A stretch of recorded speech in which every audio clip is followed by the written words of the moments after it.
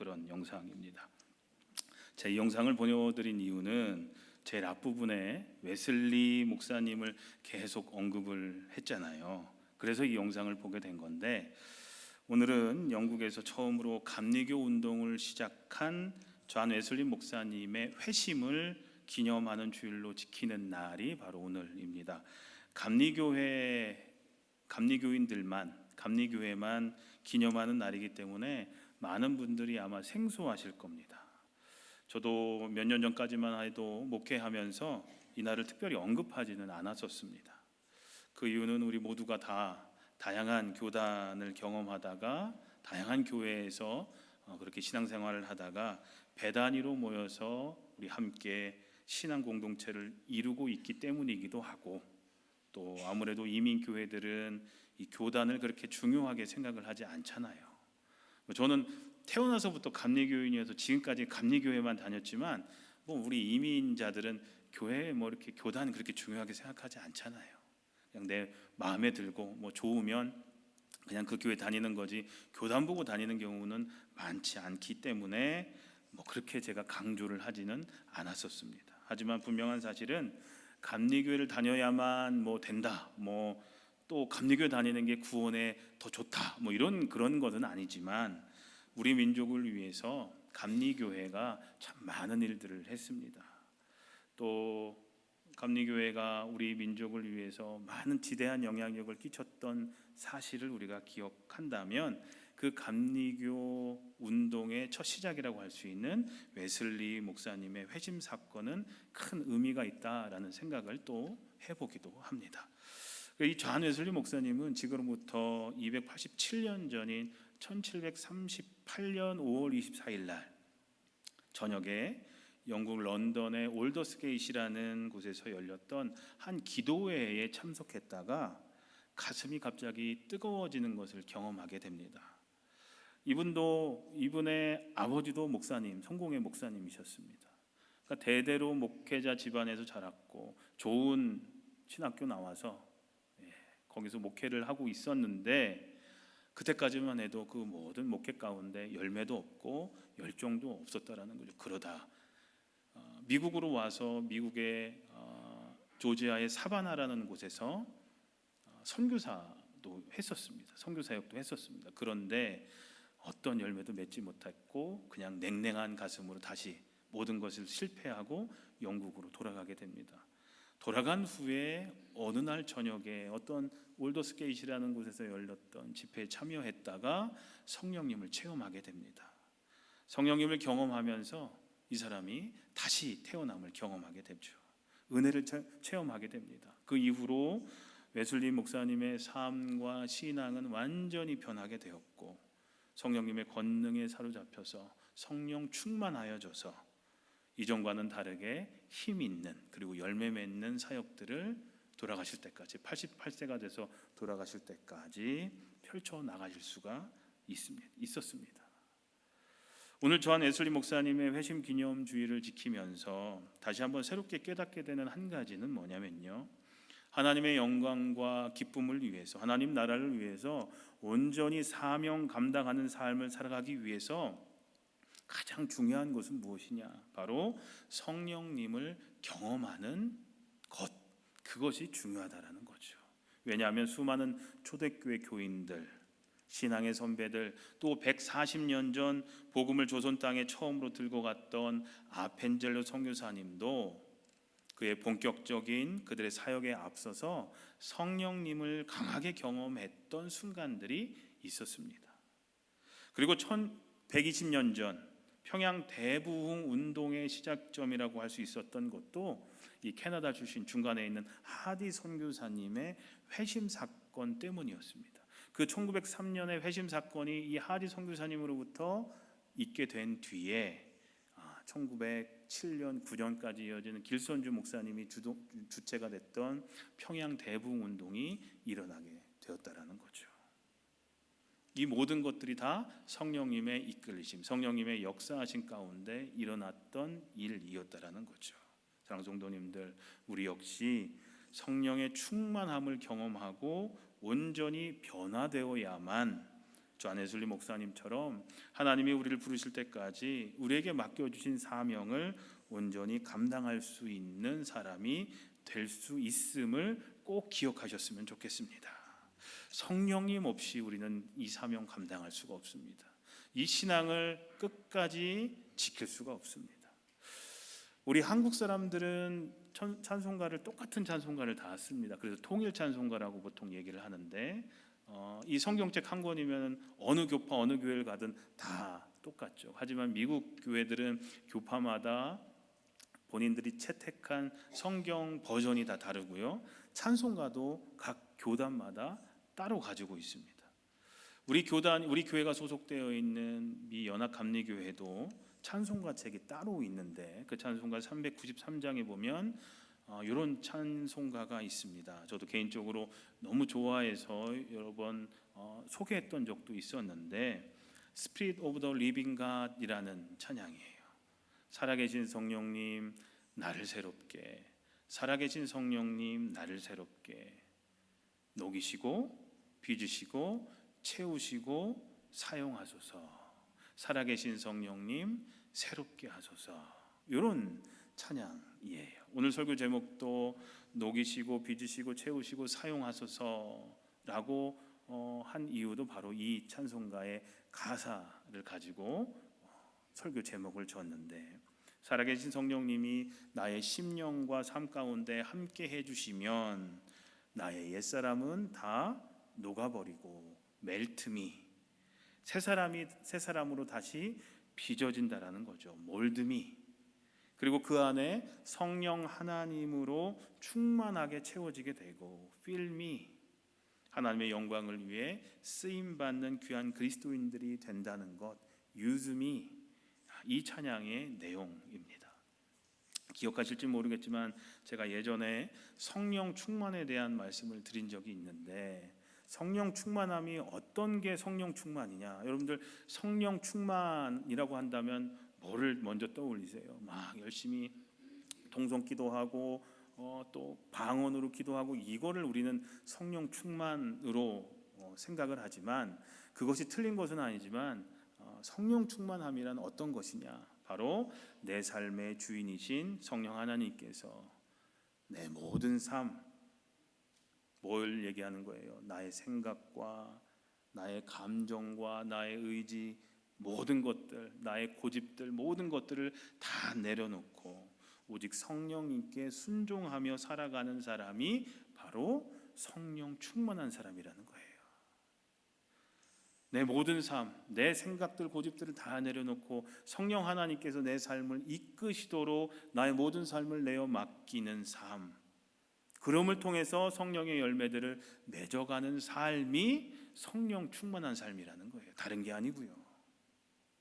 바로 이 찬송가의 내용처럼 성령님께서 나를 녹이시고 나를 빚으시고 나를 채우시고 나를 사용하심을 경험하며 사는 삶이 바로 성령 충만한 삶이고, 또한 성령님과 함께 하는 삶인 줄로 믿습니다. 사랑하는 성도님들, 우리는 성령 충만한 삶을 살기 위해서 성령님께서 우리 안에 들어오셔서 나를 녹이시고 나를 다시 빚으시고 나를 채우시고 나를 주님의 도구로 사용하시는 경험을 분명히 해야 할 줄로 믿습니다. 이 과정을 통해야만 우리는 성령의 사람으로 성령님과 함께 하는 삶을 살 수 있기 때문입니다. 먼저 성령 충만한 삶, 성령님과 동행하는 삶을 우리가 살게 하려고 성령님이 우리 삶 가운데 찾아오셔서 제일 먼저 행하시는 일이 있습니다. 그것은 바로 우리의 옛사람을 녹이고 태우는 일입니다. 그렇다면 성령님께서 먼저 오셔서 왜 우리를 녹이시고 태우실까요? 바로 우리를 정결케 하시기 위함입니다. 그리고 다시 우리를 거룩하게 만드시기 위해서 우리의 자아와 우리의 생각들, 우리의 고집들, 우리 걱정, 염려까지도 모든 것들을 다 태우시고 녹이시게 된다라는 거죠. 왜냐하면 우리의 죄악된 성품은 우리가 노력한다고 없어지거나 하는 것이 아니기 때문입니다. 오직 성령님만이 우리들의 죄악된 성품을 녹이시고 태우실 수 있기 때문입니다. 우리는 내 스스로가 뭘 할 수 있다고 생각하시지만 우리가 할 수 있는 것이 무엇이 있겠습니까? 우리는 끊임없이 죄를 짓고 회개하고 죄를 짓고 내일은 그렇게 살지 말아야지, 내일은 그 일을 하지 말아야지 하면서 우리는 계속해서 회개하지만 그게 쉽습니까? 우리의 노력 가지고는 되지 않는다라는 거죠. 바로 성령님께서 우리 삶 속에 오셔서 우리의 죄악된 성품들, 잘못된 삶의 습관들을 녹이시고 태우셔야 한다라는 겁니다. 우리가 생각하기에 도무지 지울 수 없을 것 같은 나의 죄된 성품도 성령님은 다 태우실 수 있으십니다. 나쁜 습관들도 나쁜 행동들도 다 녹여버리고 태워버리실 수 있는 분은 오직 성령 하나님밖에 안 계십니다. 도무지 잊히지 않을 것 같은 나의 아픈 상처와 아픈 과거도 다 녹여버리고 태워버리실 수 있으신 분은 바로 성령 하나님이십니다. 우리의 의지가 아닌 오직 성령님의 힘으로만 녹아지고 태워줄 수 있는 겁니다. 그렇기 때문에 성령님께서 우리들의 삶에 오셔서 우리를 정결하고 거룩하게 하시기 위해서 제일 먼저 행하시는 일이 바로 우리의 옛사람을 녹이고 태우시는 일입니다. 둘째로 성령님은 우리의 옛사람을 다 녹이시고 태우신 후에 우리들의 삶을 새롭게 빚어주십니다. 멋진 그릇을 만드는 토기장이처럼 하나님은 우리를 다시 빚어주십니다. 이러한 하나님의 은혜를 깨달은 사도 바울은 이렇게 고백합니다. 고린도후서 5장에 보면 누구든지 그리스도 안에 있으면 그는 새로운 피조물입니다. 옛것은 지나갔습니다. 보십시오, 새것이 되었습니다. 우리는 구약에 기록된 이스라엘 민족의 역사를 보면서도 다시 빚어주시는 하나님의 은혜를 발견할 수가 있습니다. 이사야서 65장에 보면 내가 새 하늘과 새 땅을 창조할 것이니 이전 것들은 기억되거나 마음에 떠오르거나 하지 않을 것이다. 그러니 너희는 내가 창조하는 것을 기뻐하고 즐거워하여라. 내가 예루살렘을 기쁨이 가득 찬 도성으로 창조하고 그 주민을 행복을 누리는 백성으로 다시 창조하겠다라고 말씀하고 계십니다. 하나님은 잘못을 범한 이스라엘을 철저히 녹이시고 부수셨습니다. 그리고 다시 빚어주셨습니다. 그들을 회복시켜 주셨습니다. 녹여졌고 태워졌던 우리를 성령님께서 날마다 새롭게 빚어주시는 것, 우리는 이것을 다른 말로 성화라고 합니다. 성화, 영어로는 sanctification이라고 얘기를 하는데 성화, 거룩할 성의 될 화자예요. 거룩하게 되는 것, 조금씩 날마다 더 예수님을 닮아가는 것, 점점 더 예수님처럼 생각하고 행동하게 되는 것, 예수님을 생각나게 하는 사람으로, 저 사람을 보면 예수님처럼 사는 사람 같아, 저 사람의 삶을 보면 예수님이 저렇게 사셨을 것 같아, 저 사람의 삶을 보면 나도 예수 믿을 생각을 갖게 돼 라고 예수님을 생각나게 하는 사람으로 성령님은 매일매일 우리를 변화시키시고 만들어 가신다는 거죠. 그 과정을 성화라고 합니다. 이것이 성령님께서 우리 안에 역사하실 때 일어나는 두 번째 변화입니다. 이사야서 64장 8절에 보면 그러나 여호와여 이제 주는 우리 아버지시니이다. 우리는 진흙이요 주는 토기장이시니 우리는 모두 주의 손으로 지으신 것이니이다 라고 얘기를 합니다. 우리는 토기장이 하나님이 빚으시는 진흙이다 라고 이사야는 얘기를 합니다. 그런데요, 토기장이 하나님이 우리를 잘 빚어주시는 것도 중요하지만 진흙인 우리도 부드러워야 합니다. 진흙 다 아시죠? 딱딱하면 그 진흙으로 원하는 모양을 빚기가 어렵죠. 우리가 딱딱하면, 우리가 내 자신을 내려놓지 못하면, 다 태워지지 못하면, 다 녹여지지 못한다면, 여전히 내 생각을 가지고 있고 내 고집을 꺾지 않고 있다면 하나님이 우리를 빚으실 때 뻑뻑하고 딱딱해서 제대로 빚을 수가 없다라는 거죠. 그렇기 때문에 진흙인 우리는 부드러워지기 위해서 우리의 생각을 다 주님 앞에 내려놔야 합니다. 욕심을 내려놔야 합니다. 주님의 말씀과 뜻에 순종하는 자세를 가져야 합니다. 주님 말씀에 순종할 줄 알아야 됩니다. 주님께서 나의 삶을 인도하실 때 순종하며 따라가야 합니다. 주님이 말씀하실 때 그대로 행하고, 주님이 하지 말라고 하시면 하지 않으면 됩니다.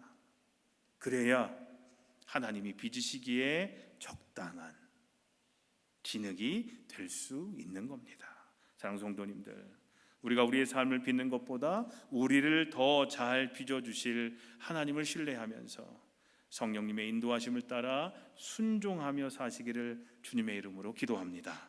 세 번째로, 우리를 녹이시고 새로운 모습으로 빚어주신 하나님은 우리들의 삶을 이제는 뭘 할까요? 채워주시는데 성령님의 능력으로 우리를 채워주십니다.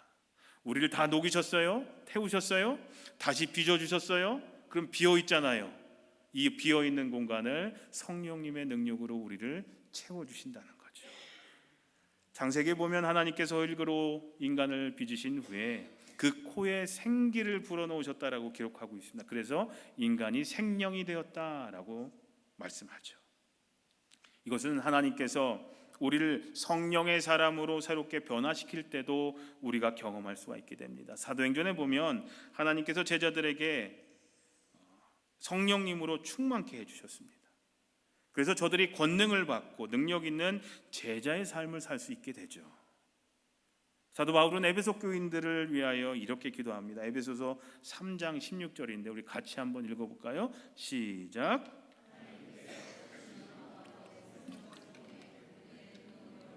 속사람을 튼튼하게 하여 주시기를 기도합니다. 성령님으로 충만해져서 성도들의 삶이 강건하게 해달라라는 사도 바울의 목회 기도였습니다. 우리가 함께 찬양했던 오늘 찬송가 196장 성령의 은사를 또 이 고백을 담고 있죠. 성령의 은사를 나에게 채우사 주님의 사랑 본받아 나 살게 하소서. 정결한 마음 가지고 나 생케 하소서. 더러운 세상 탐욕을 다 태워주소서. 영원한 주님 나라에 나 살게 하소서.